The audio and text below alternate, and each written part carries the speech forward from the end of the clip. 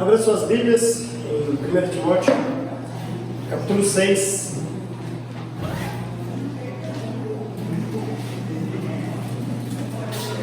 Timóteo, capítulo 6. Caminhando para o final aí da carta de Paulo a Timóteo, a primeira carta que ele escreve.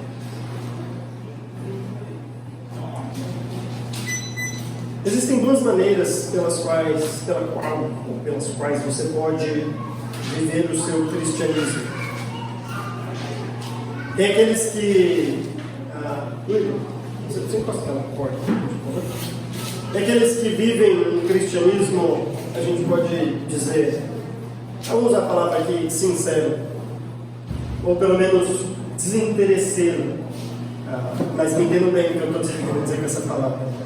E outros vivem o seu cristianismo de uma maneira interesseira, não interessado você tem que ser, mas interesseira. Qual a diferença disso? A diferença é que um interessado, ele vai querer de fato se envolver nas coisas de Deus, tem interesse nisso, porque ele é interessado com as coisas de Deus, ele quer, mas é um interesse sincero. É algo que vem do coração e que não deseja nada em troca. Diferente do interesseiro, que o faz por alguns motivos. Por exemplo, a gente está cheio de gente frequentando igrejas porque acha que se frequentar a igreja, talvez Deus fique um pouquinho mais feliz com ele. E ele tem uma semana um pouco melhor se ele frequentar uma igreja. Dependendo da igreja que for, dependendo da sua vida com Deus. Mas se ele for numa igreja, parece que Deus vai ficar feliz quando você for numa igreja. Tem gente que, por exemplo, oferta a Deus, achando que quando ele faz uma oferta a Deus, Deus está vendo tanto aquela oferta que ele está dando, que quem sabe Deus não recompensa ele com triplo. É quase um investimento, o melhor investimento que você poderia fazer. Você dá um pouquinho do seu dinheiro e tem de volta, imagina, só uma casa nova, um carro novo, enfim, você pode ter um monte de coisa. Recentemente eu lembro que eu vi um pastor no final de ano e chegou para os membros da sua igreja e disse assim, que um desafio para o próximo ano, né? Falou, que casa você gostaria de ter no próximo ano?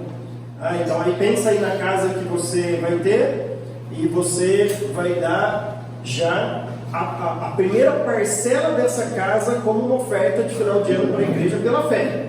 Então se a casa que você quer ter, sei lá, vai ter um financiamento de 5 mil por mês, primeiro você dá os 5 mil ali para a igreja. Para quem sabe, aí depois Deus vai te abençoar e vai te dar uma casa cujo financiamento vai ser maior. E as pessoas fazem isso. Cristianos, as pessoas dão 5 mil. Por quê? Porque o relacionamento delas com Deus é interesseiro. Se Deus vai me dar uma casa, então vale a pena investir 5 mil. Se Deus vai ficar feliz comigo, então eu vou na igreja. Se Deus vai me, de alguma maneira, recompensar, então eu faço isso. Mas e se Deus não fizesse nada disso? E se o cristianismo se limitasse, como se isso fosse algo ruim ou pouco, a morte de Cristo na cruz, que pagou os nossos pecados, isso vai te fazer com que você viva eternamente com Deus no céu? E se você vivesse num país de perseguição? E se você vivesse num país que talvez nem casa você teria, que você seria perseguido se você fosse cristão, ainda assim o seu cristianismo seria verdadeiro? Você continuaria sendo cristão? Ou você ia para uma outra religião? Imagina que você vive na Arábia, aí você pensa assim, vou virar um muçulmano aqui agora, porque aqui muçulmano é privilegiado, então vou virar muçulmano. Se você tem um relacionamento interesseiro com Deus, você vai onde dá mais lucro, onde você vai ganhar mais. Parece que Paulo está lidando com um grupo destes aqui em Éfeso, nesta cidade em que ele deixou Timóteo. Olha o que ele diz em 1 Timóteo capítulo 6, versículo 3 até o versículo 5. A mensagem de hoje será em duas etapas, porque Paulo dedica esses 3 primeiros versículos, 3, 4 e 5, para mostrar que existe a sã doutrina, como ele já disse, e as outras doutrinas, que são falsas doutrinas. Ele vai explicar isso rapidinho, como ele tem feito algumas vezes no livro, para depois mostrar que esta verdadeira doutrina, ela é vivida de uma maneira piedosa, mas até essa vida de piedade tem que ser vivida da maneira correta. A gente vai ver isso dos versículos 6 a 10. Então olha o que ele diz primeiramente no versículo 3 até o versículo 5. Se alguém ensina falsas doutrinas e não concorda com a sã doutrina de nosso Senhor Jesus Cristo e com o ensino que é segundo a piedade, é orgulhoso e nada entende. Esse tal mostra um interesse doentio por controvérsias e contendas acerca de palavras, que resultam em inveja, brigas, difamações, suspeitas malignas e atritos constantes entre aqueles que têm a mente corrompida e que são privados da verdade, os quais pensam que a piedade é fonte de lucro. Parecia que tinha algumas pessoas assim naquela igreja, ou pelo menos na cidade de Éfeso, ou tentando influenciar a igreja ali, lá em Éfeso. Mas parece que tinha algumas pessoas que pensavam que a piedade, e piedade nos escritos de Paulo é sempre uma vida de temor a Deus, não é aquela piedade que a gente às vezes pensa, né, de que, tadinho, o cara tem a piedade dele, tem dó dele, não é essa questão. A palavra eusebeia no grego é uma vida de devoção a Deus. A piedade é isso, é uma vida de vida sob o temor de Deus realmente. Mas alguns estavam pensando que esta vida, este cristianismo que a gente vive, é fonte de lucro. Eu estou nessa porque eu vou ganhar alguma coisa, eu vou lucrar com isso. Mas Paulo refuta este grupo aqui. Então, iniciando o pensamento dele no versículo 3, ele fala que se alguém ensina falsas doutrinas e não concorda com a sã doutrina de nosso Senhor Jesus Cristo. Lembra que ele já disse lá no começo da sua carta, se você der uma olhada lá no capítulo 1, ele já falou que existe a sã doutrina, lá no capítulo 1, no versículo 10, mas existe aqueles que se opõem a essa doutrina. Então, Paulo fala de dois lados, e existem só dois lados nessa história. Existem aqueles que seguem o que a Bíblia fala, e existem aqueles que não seguem. Se eles não seguem, obviamente, ou não creem, obviamente eles estão se opondo à crença. Então a gente pensa que às vezes alguém que não crê nessa doutrina precisa ser necessariamente um satanista, por exemplo.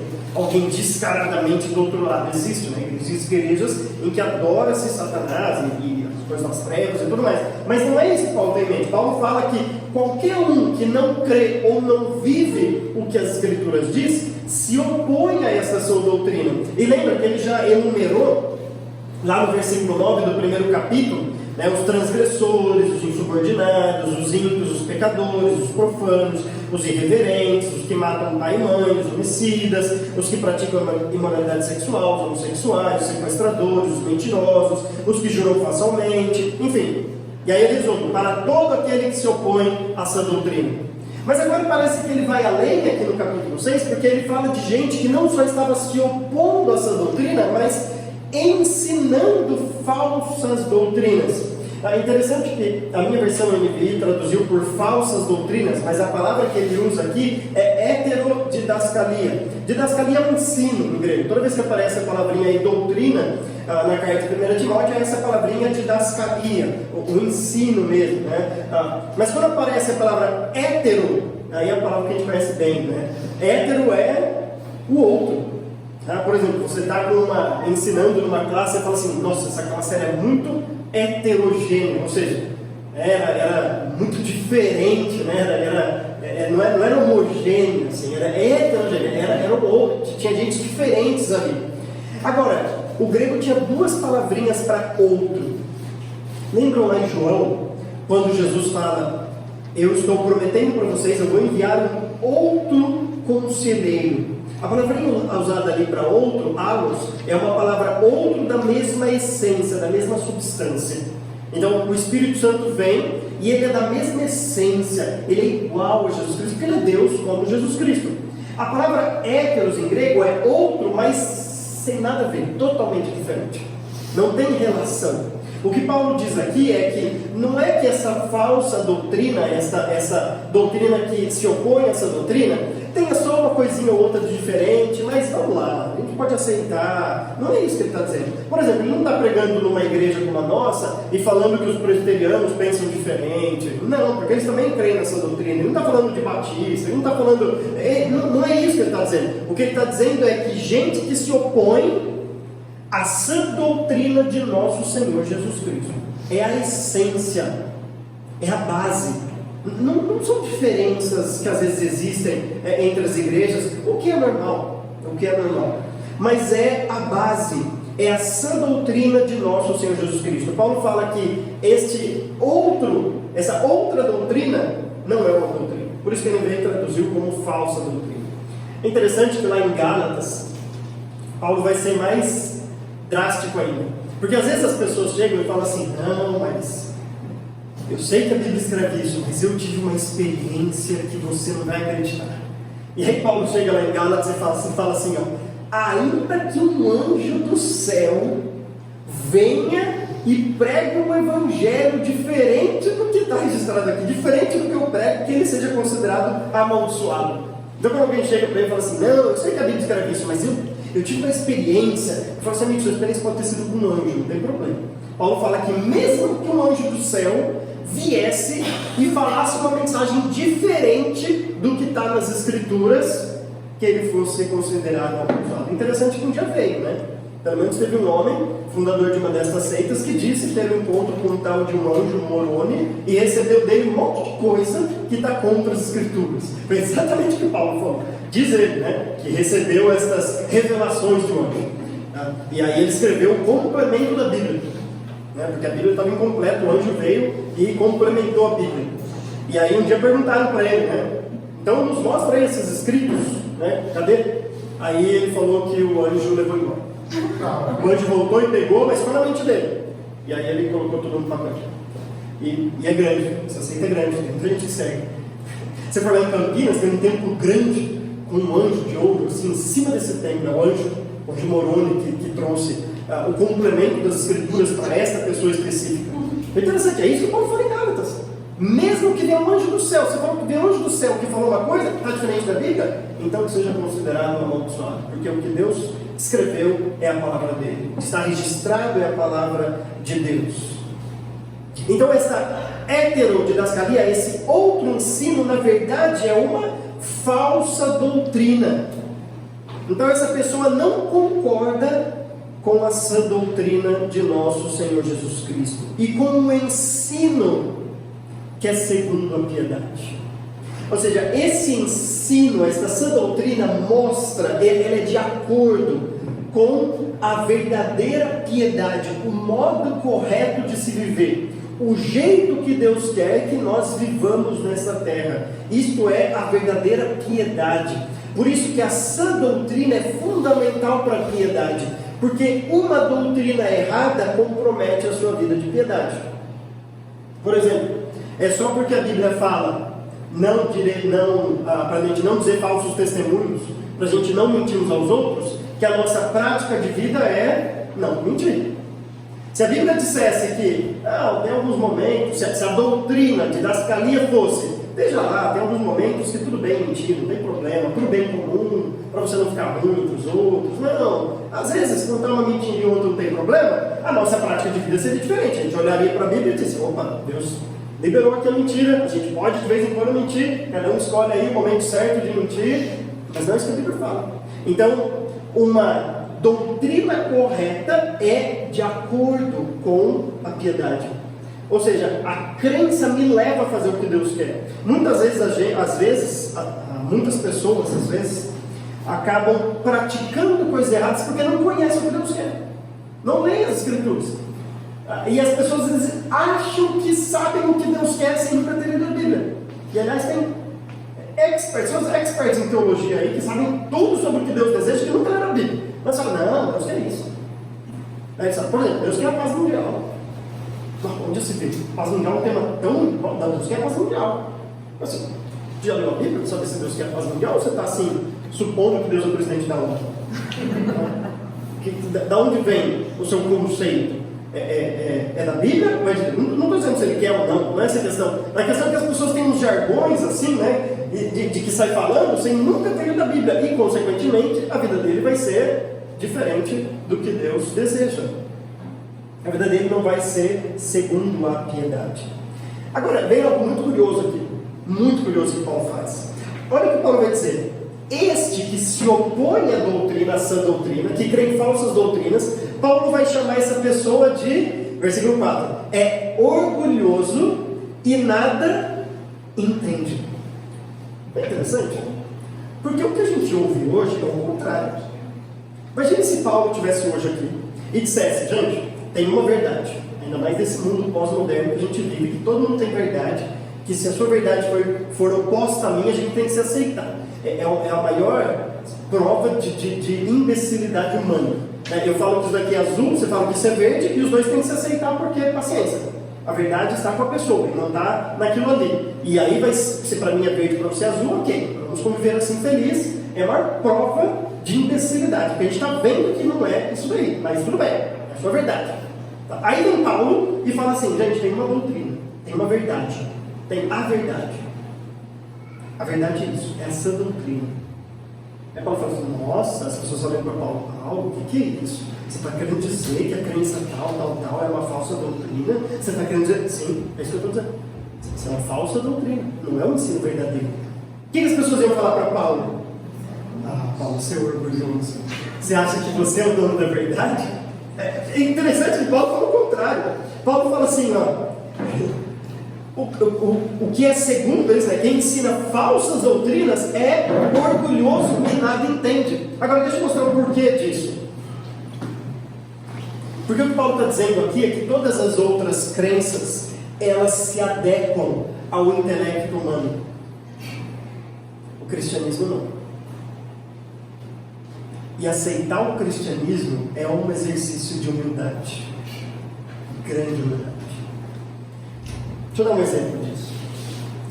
Uma vez eu estava conversando com uma pessoa, a maioria daqui conhece, ela frequentou a nossa igreja um tempo, e o namorado dela era do espiritismo, e ela estava com um pé aqui e um pé lá, tentando decidir onde ela ia ficar. E ela chegou um dia para mim e disse, a gente estava na casa dela, eu e a Aline, e ela disse assim para mim, eu vou ficar com o espiritismo, porque na crença espírita não tem uma pergunta sem resposta. Eu encontro resposta para tudo. Tudo. Eu não tenho nada. E ela tinha acabado de fazer uma pergunta que eu disse, não sei. E ela falou, então eu vou ficar com o espiritismo porque tem resposta para tudo. Eu disse, ok. Deixa eu só dizer uma coisa antes para você.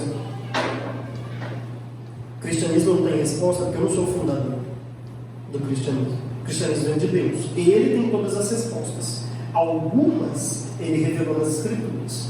Outras ele não me dá a resposta. Eu não sei. Aquilo que ele revelou está aqui. O restante eu não sei. Sabe por que no espiritismo você tem todas as respostas? Acho que eu não tenho Deus.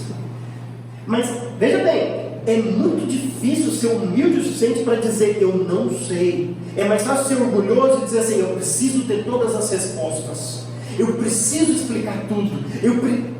Isso mexe com o nosso orgulho. E o cristianismo é um exercício de humildade. De a gente olhar e falar, o que Deus revelou está aqui, a resposta está aqui. E não é um não sei preguiçoso, né? Não é um não sei de você não ler a Bíblia, é um não sei de você ler toda a Escritura e dizer, eu não sei.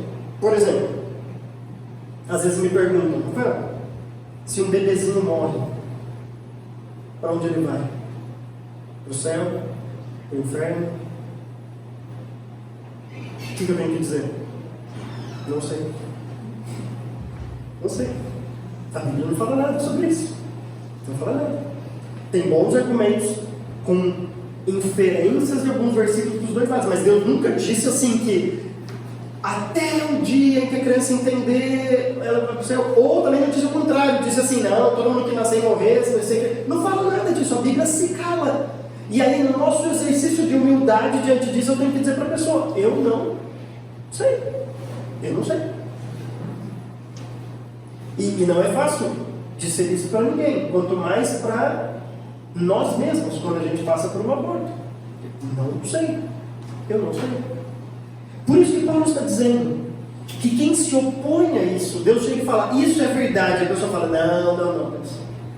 A pessoa é orgulhosa. Ela está dizendo, não, Deus, eu sei mais sobre a Bíblia, eu sei mais sobre a doutrina, eu sei mais sobre a crença, eu sei mais. Não sei não. Aceitar a verdade de Deus é um exercício de humildade. Então Paulo diz que todo mundo que se opõe a essa doutrina é orgulhoso. E depois ele vai dizer ainda, e nada entende. Essa pessoa não entende das coisas. E aí é um contraponto interessante, porque quando você rejeita a doutrina de Deus para aceitar uma outra que aparentemente faz todo sentido na sua mente, você acha que eu entendi tudo. Pode dizer, não, você não entendeu nada. Estou te enganando. Porque veio alguém e disse que tem todas as respostas. E se alguém tem todas as respostas, ele acha que ele é o criador do mundo.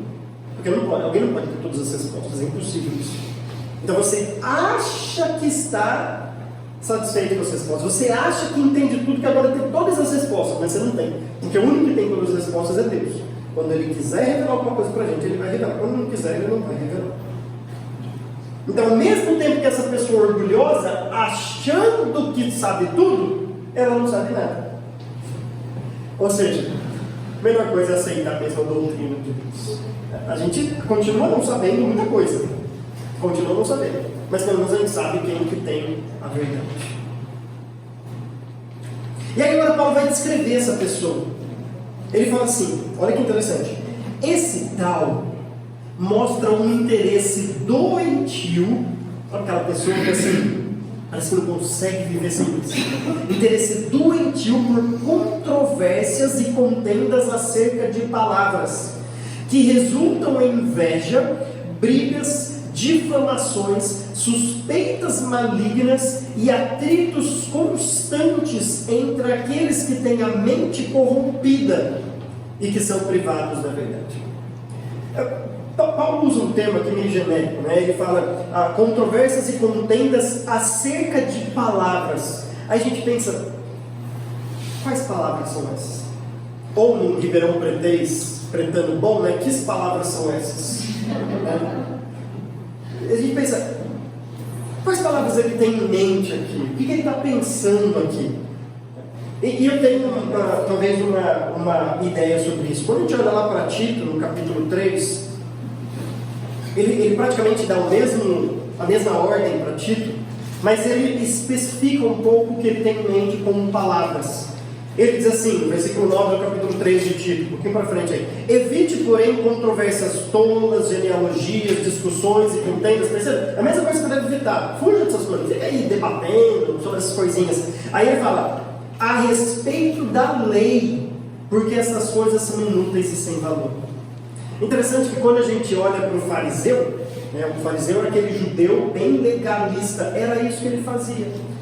E Jesus fala que eles colocavam um fardo sobre as pessoas que nem eles mesmos conseguiam carregar.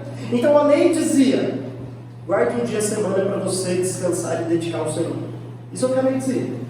Isso é o sábado, o Shabat, o judaico. Guarde um dia como descanso e dedicação ao Senhor. A lei dizia isso. Aí você fala assim, mas como que vai? A lei fala isso. É o que a lei fala. Mas aí umas pessoas orgulhosas que falam, eu tenho a interpretação correta da lei, eu sei o que Deus quis dizer com isso. São esses orgulhosos. Falam, eu sei. Aí vinha o fariseu e falava assim para a pessoa, sabe o que é guardar o sábado? Você pode dar 1000 passos, acredite ou não, tinha uma lei assim dentro do farisaísmo. Você podia dar 1000 passos. A partir de 1001, você está trabalhando no sábado, e aí você pegou e desobedeceu a lei de guardar o sábado. Já pensou assim? Que tensa. Então no sábado, no Shabat, todo judeu, fariseu daquela época, embora os fariseus geralmente não cumpriam o que eles mesmos estabeleciam, como Jesus diz, mas todo mundo que era vigiado pelos fariseus tinha que andar com uma mochilinha nas costas, com uma cabana, um acampamento, uma barraca nas costas. Porque se chegasse 1000 passos durante o sábado, o que ele tinha que fazer para não pecar? Ele tinha que armar o acampamento dele, barraquinha, dormir e esperar passar o dia. Esse é o fariseu que disse, eu não entendi, quando Deus falou para guardar o sábado, é isso que ele tinha em mente, não pode dar mais de 1000 passos. Percebe? O orgulho das pessoas, onde chega, assim, eu sou o intérprete perfeito da lei. Aí chega Jesus e cura no sábado. Ah, pronto. Aí os fariseus chegam para ele e falam assim, onde já se viu seu pecador? Aí Jesus fala assim, espera aí, quer dizer que quando Deus disse que era para descansar e buscar Ele, é errado fazer o bem no sábado? Isso é descanso? Quando vocês tendo um boi, se ele cair no buraco, uma vaca, cair no buraco, vocês não vão resgatar. Quanto mais esse aqui, que é filho de Abraão. Vocês querem dizer que é isso que Deus quer dizer quando falou para guardar o sábado? Perceba como as pessoas gostam de fazer contendas acerca de palavras, de colocar regras e mais regras além do que Deus disse. E veja bem, às vezes a gente condena aqueles que vão aquém do que Deus pede, mas aquele que vai além do que Deus pede também é condenado nas Escrituras. Você não pode nem aquém do que Deus pede, mas nem além, nem colocar regras a mais do que a Bíblia coloca para a pessoa. Então esses são doentios por essas coisas, controvérsias, contendas acerca de palavras. E sabe o que vai resultar nisso? O resultado disso não é piedade. O resultado dessas leis, dessas regrinhas que são impostas, não é piedade. O resultado disso é inveja, brigas, difamações, suspeitas malignas, atritos constantes. Isso, essas regrinhas, além das Escrituras, é isso que gera. Atritos constantes entre aqueles que têm a mente corrompida e que são privados da verdade. Parece que Paulo repete aquelas duas expressões: é orgulhoso e nada entende, tem a mente corrompida e são privados da verdade. Parece que é uma repetição com outros termos do que ele acabou de dizer. Alguém orgulhoso está com a mente corrompida, e alguém que nada entende é privado da verdade. Agora, parece que no primeiro a responsabilidade é mais da pessoa, ela nada entende. No segundo, ela é privada da verdade, e aí ela é mais não gosto de usar a palavra vítima, né? Mas ela é mais quem recebe esta ação de ser privado da verdade.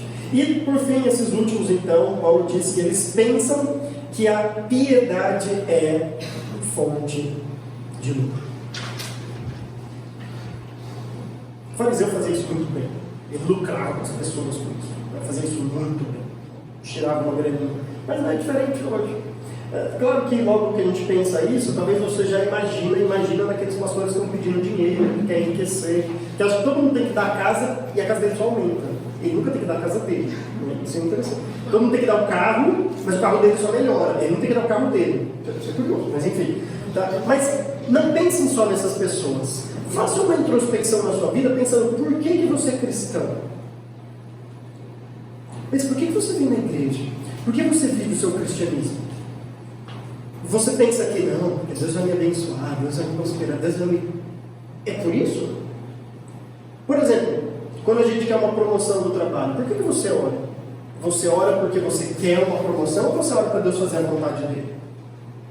Porque se você orar só para promoção, não, eu quero promoção, eu quero isso, eu quero isso, eu quero isso, você está quase exigindo, como as pessoas fazem, né, de Deus, e se Deus não der, você deixa de ir na igreja, onde já se viu. Você se rebela contra Deus, porque Deus não fez a sua vontade.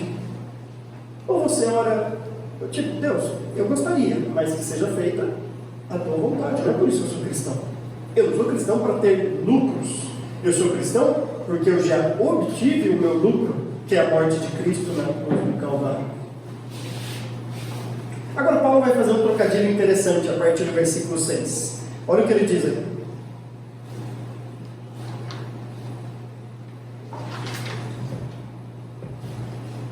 Ele fala: de fato, a piedade com contentamento é grande fonte de lucro. Agora, perceba, claro, que ele está mudando o significado da fonte de lucro aqui. Ele não está dizendo, claro, uma vida piedosa, você vai ganhar dinheiro. Não, ele acabou de falar que tem gente que acha que a piedade é fonte de lucro. Não é isso que ele está dizendo.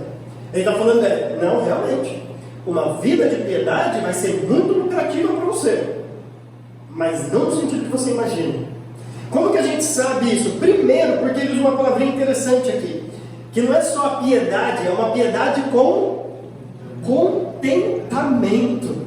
Então não é uma piedade interesseira, é uma piedade contente, é uma piedade que está satisfeita com aquilo que Deus deu. Esse termo contentamento, ele vai aparecer 2 vezes só no Novo Testamento. 2 vezes ele aparece isso. E esse contentamento não é aquele contentamento de Filipenses que Paulo fala assim, eu consigo viver quando eu estou preso, quando eu estou livre. Não é esse contentamento, é um contentamento bem financeiro. A ideia aqui é você se convencer de que você tem o suficiente, de que você está suprido, de que você não precisa nada além do que você tem. A outra vez que essa expressão ocorre lá em 2 Coríntios, no capítulo 9, versículo 8. Ele fala assim: e Deus é poderoso para fazer que lhe seja acrescentada toda a graça, para que em todas as coisas, em todo o tempo, e aí vem a expressão, tendo tudo o que é necessário, vocês transbordem em toda boa obra. Esse tendo tudo o que é necessário é esse contentamento, ou seja, a piedade que entende que na verdade Deus não está devendo nada para a gente. Deus não é devedor para mim, eu que sou para Ele, porque eu já tenho tudo que eu preciso. Aí sim essa piedade é fonte de lucro. Então não é uma piedade que acha que Deus me deve alguma coisa, Deus precisa me dar isso, Deus precisa me dar um carro novo, Deus precisa me dar uma casa nova, Deus precisa me dar essa promoção, Deus precisa... Não é essa piedade, não é essa fonte de lucro. É uma fonte de lucro que gera contentamento no nosso coração. Então a piedade vai ser fonte de lucro, em primeiro lugar, se ela estiver gerando contentamento em você. Se você estiver satisfeito por aquilo que você tem. Agora veja bem, contentamento não significa mediocridade. Então você diz assim: não, eu estou satisfeito, eu estou contente, e usar isso como uma muleta para nunca se esforçar além do que você poderia. Não é isso que a Bíblia está dizendo. E a gente faz a separação da seguinte maneira: você deve sair da sua zona de conforto, mas a grande questão é por que você faz isso. Então, por exemplo, eu acho que todo mundo, do momento em que se entende por gente até quando morre, deveria estar aprendendo alguma coisa. Não está aprendendo. Lendo livros, se você puder fazer cursos, você deveria estar aprendendo. Isso é sair da sua zona de conforto. Porque Deus te criou como um ser que aprende. E toda vez que você aprende alguma coisa, você está cumprindo o propósito pelo qual Deus te criou. Deus te criou para você aprender, te deu essa capacidade. Então aquele que parou de aprender, ele não está contente, satisfeito, não é isso. Ele está preguiçoso. Ele entrou num comodismo tão grande e falou assim: não, eu já li muito livro na minha vida, agora eu posso morrer sem ler mais nenhum livro que eu estou tranquilo. Não. Então, isso não. A grande questão é, tem gente que só faz isso se isso der retorno financeiro para ele. Então, agora o meu trabalho exige que eu aprenda uma língua nova, então eu vou aprender essa língua nova. Mas se não exigir, eu já sei português, alemão, então tá bom demais. Por que eu vou aprender uma língua nova? Porque nunca é tarde para aprender. Eu acabei de sair de um treinamento em Atibaia e encontrei uma pessoa que aprendeu o latim depois dos 40 anos. Vai ver se ele se arrepende disso. Deve dizer: aprender latim. Eu estou falando de aprender latim, se quiser, seria bom. Mas não é assim de aprender latim, mas ele aprendeu depois dos 40 anos. Aprendeu latim, porque ele quis aprender. Aprendeu latim. Sabe, esse sair da zona de conforto, faça um curso, faça uma capacitação, leia um livro, sai disso. Mas não porque você vai ganhar dinheiro. Não porque meu trabalho exige, não porque daí eu vou ter uma promoção. Então, o contentamento é isso. Você não faz porque você quer mais dinheiro. Você faz porque você quer ser mais usado por Deus. Você quer conhecer mais as coisas. Você quer aprender mais. Isso é sempre bom, aprender mais. Uma pessoa que não é contente, satisfeita nessa área, só vai fazer isso quando isso der retorno para ela. O que eu ganho para aprender latim? Se eu ganhar mais dinheiro, eu faço. Se eu não ganhar mais dinheiro, eu não faço. Então a diferença que a gente faz é por que você faz isso. Então sempre saia da sua zona de conforto. Mas não faça isso só por dinheiro. Se você fizer isso só por dinheiro, você não está contente com a sua situação. Então a piedade ela é fonte de lucro se ela for com contentamento. A piedade também é fonte de lucro se ela tiver uma perspectiva correta da eternidade. Porque olha o que Paulo vai dizer agora. Pois, versículo 7, pois nada trouxemos para este mundo e dele nada podemos levar. Paulo fala assim: você acha que o cristianismo é fonte de lucro? Tá, Deus te dá um carro novo. Aí você morre no outro dia, você acha que vai levar esse carro para o céu? Você acha que Deus vai falar assim: pô, cara, acabei de dar um carro para ele, ele não teve nem tempo de usar, deixa ele andar aqui nas ruas de ouro com esse carrinho novo dele, só por um tempinho na eternidade, porque coitadinho dele, nem teve a chance de usufruir desse carro novo. Paulo falou assim: a gente não trouxe nada, a gente veio para esse mundo sem nada, a gente vai embora também sem nada daqui, sem nada dessas coisas, dessas falsas fontes de lucro. Agora, a gente vai levar muita coisa que a gente aprendeu aqui, mas não as coisas que a gente tem aqui, isso não. Mas as coisas que a gente aprendeu aqui, sim, a gente vai levar.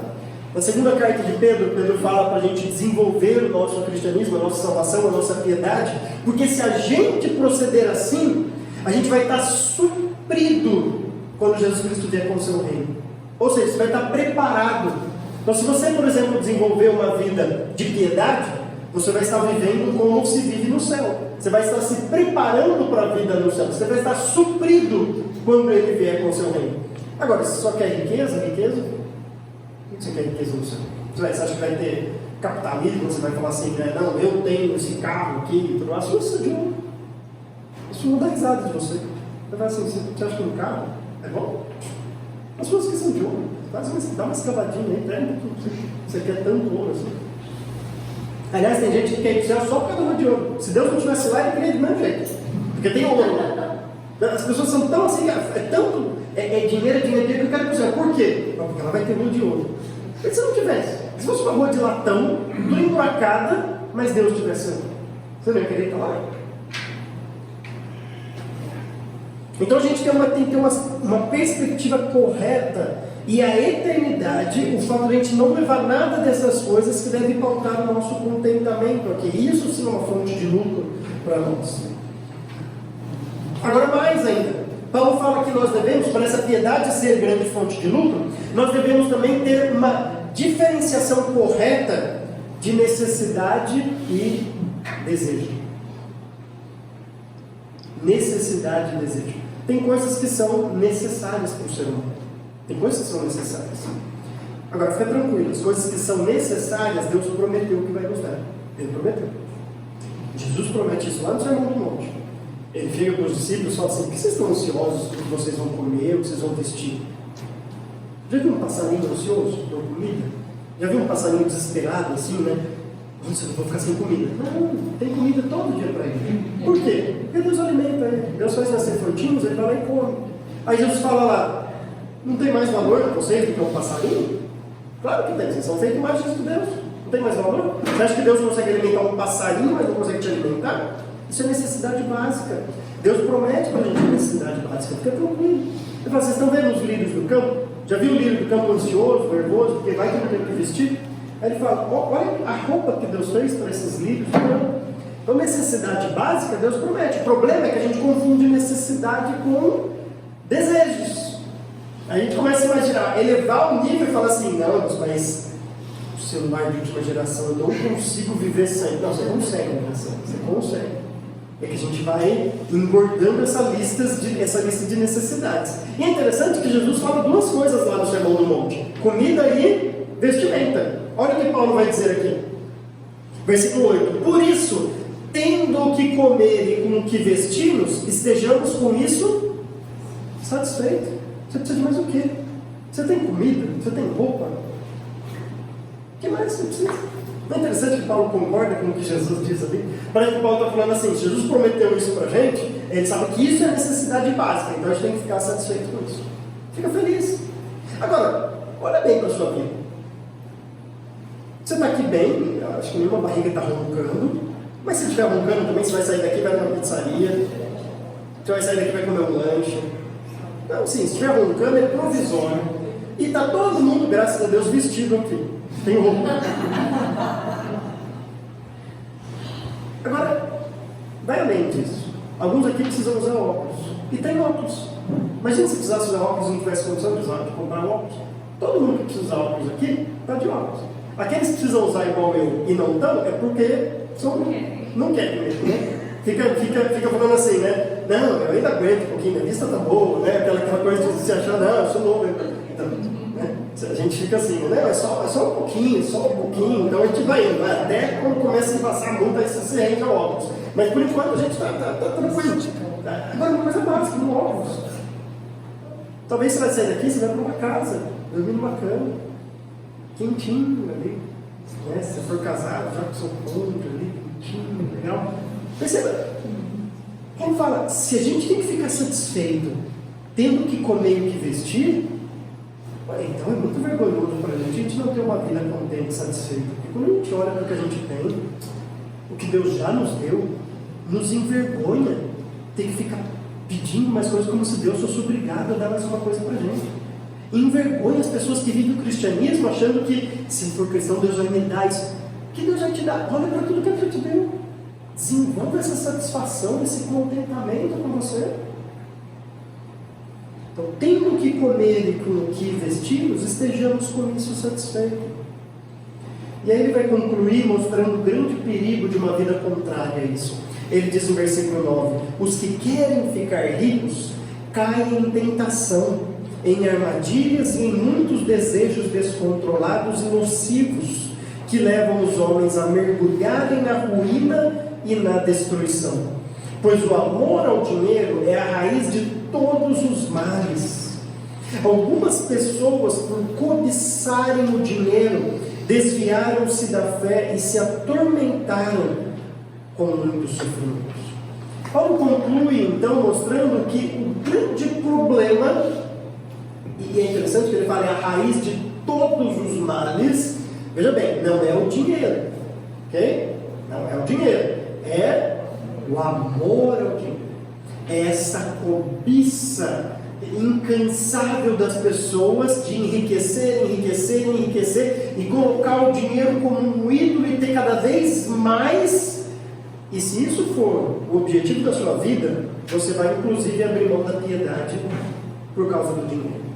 Por exemplo, quando você tiver uma oportunidade de trabalho de ganhar um dinheirinho mais fazendo uma coisa ilegal, você não vai pensar duas vezes, porque o seu objetivo não é agradar a Deus, o seu objetivo é dinheiro. Então, pintou dinheiro ali, você não pensa duas vezes. Se pintar um trabalho de domingo à noite, além do que você já tem, você pensa assim, mas é mais uma chance de eu ficar rico. Eu sei que tem algumas pessoas que precisam, tem porteiros, enfim, médico, um monte de gente que precisa por não estou dizendo isso. Eu estou dizendo aquele que já tem um trabalho bonitinho também, mas fala assim, domingo à noite, nossa, eu posso ganhar mais dinheiro ainda. Rapidamente você abandona a igreja, você abandona tudo por causa do dinheiro. Esse amor ao dinheiro, Paulo está reconhecendo que é a raiz de todos os males. Então não é o dinheiro, esse querer ficar rico, que ele diz no começo, não é aquele desejo saudável que a gente tem. Quem quer ficar rico, né? Poder comer bem, num lugar legal, isso não tem problema. Mas desde que seja consequência de Deus na sua vida e que não seja o objetivo principal da sua vida. Se o objetivo principal da sua vida é ficar rico, cuidado. Paulo vai dizer que algumas pessoas, por cobiçarem o dinheiro, desviaram-se da fé. Agora, olha que interessante, se atormentaram com muitos sofrimentos. Porque todo mundo imagina que assim, o dia que eu tiver muito dinheiro, que eu for rico, podre de rico, eu não vou ter mais sofrimento. Eu vou ter alegria, eu vou ter felicidade, porque o dinheiro compra essa minha felicidade, então eu não vou ter mais sofrimento, porque eu vou ter dinheiro. Agora, o Paulo acabou de falar de um contentamento, que é uma satisfação, que pode ter mesmo quem não tem dinheiro.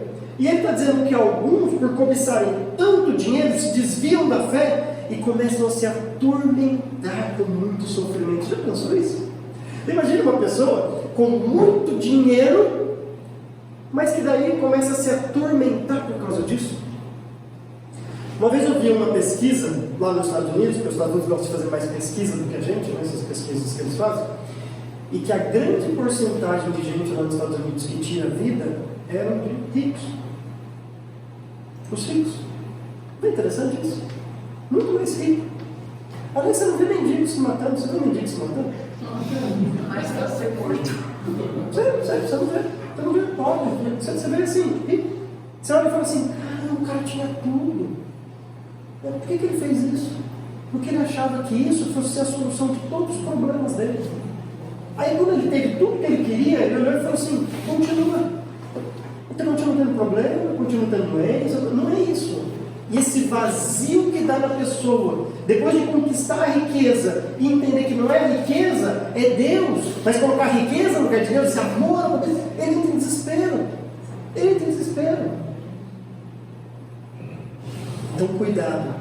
Paulo está dizendo que algumas pessoas, por fazerem isso, desviaram-se da fé e se atormentaram com muito sofrimento.